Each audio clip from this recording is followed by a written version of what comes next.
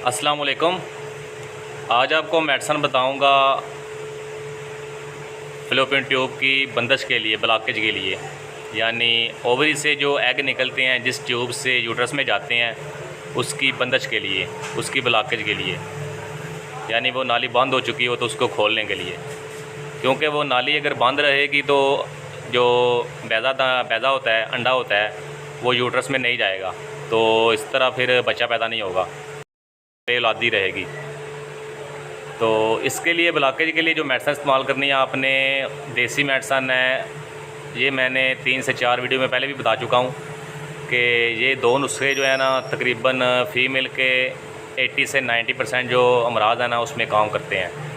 तो पहला नुस्खा है हल्दी 2 तोला, मलट्ठी 2 तोला, सौंफ 2 तोला, रेवंद हताई 4 तोला। ये पीस के इसका 1 से 2 ग्राम डोज लेनी है 3 टाइम, सुबह दोपहर शाम, ताज़े पानी से। तो एक नुस्खा ये है। इसके अलावा दूसरा जो नुस्खा है उसमें है सना मक्की 8 तोला और सुंड 4 तोला, रेवंद हताई 4 तोला, काली मिर्च 2 तोला, नौशादर 2 तोला, मुसब्बर 1.5 तोला। तो ये भी आपने बारीक पीस लेना है। जितना बारीक करेंगे उतना अच्छा और जल्दी रिज़ल्ट मिलेगा आपको।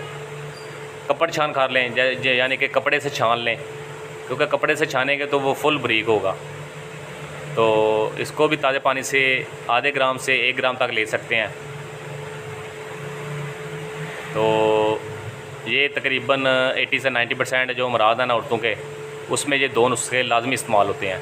तो इसके रिज़ल्ट भी बहुत शानदार हैं और अरसा दराज से ये नुस्खे बन रहे हैं। इसके रिज़ल्ट इतने अच्छे हैं कि इसको छोड़ने का दिल ही नहीं करता।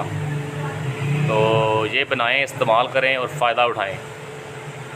और इसके अलावा जो मेडिसन है होम्योपैथी की, उसमें आप एपस मेलिफिका 200 में ले लें और फोलिकोलिनम जो है वो भी आप 200 में ले लें या 30 में ले लें या 1 में, दोनों ले लें।